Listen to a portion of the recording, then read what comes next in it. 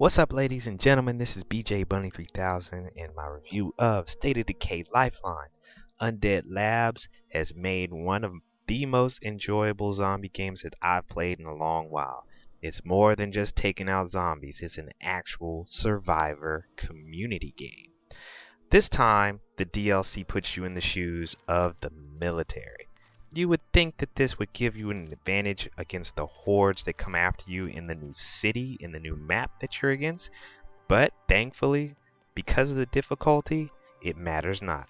You can have as much ammo and as much weaponry as you want, but the more you shoot, the more zombies that come after you.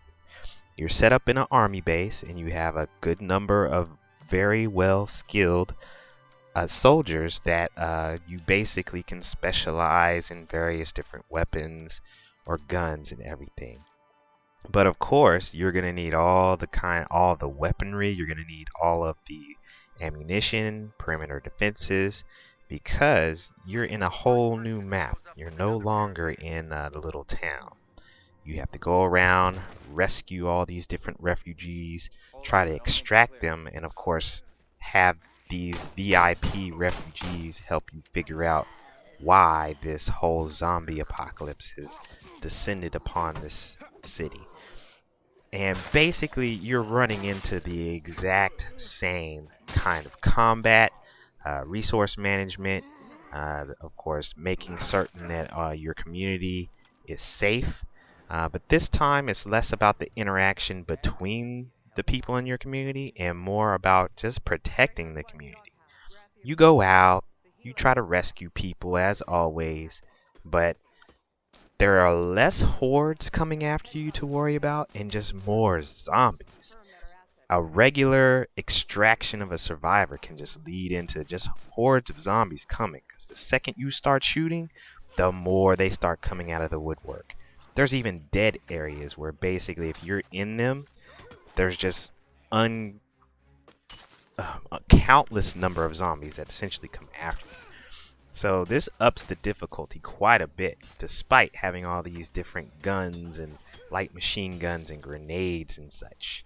Of course, the big thing in this game that essentially makes it a really good DLC are the sieges.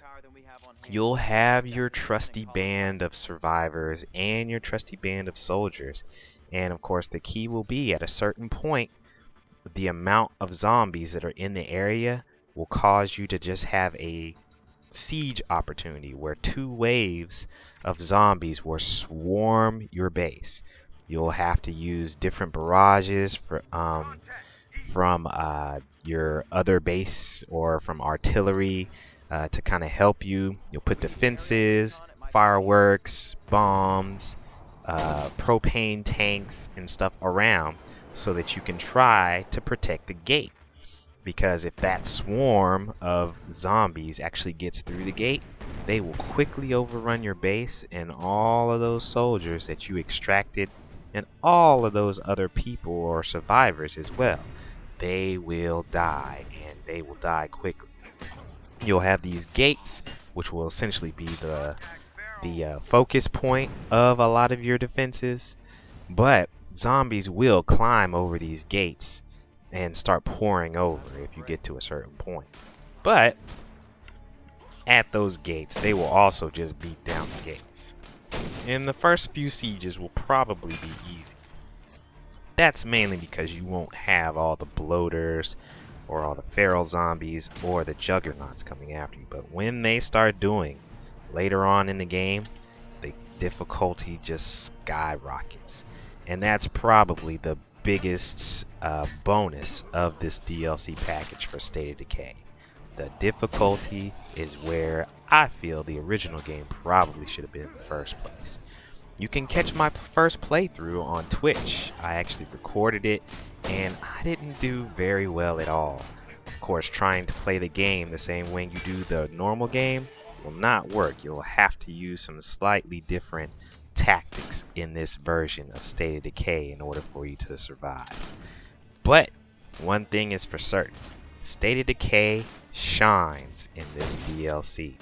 You are definitely going to use everything that you learned in the original game and all the new tactics. So definitely, this is one to get. Alright people, enjoy and survive.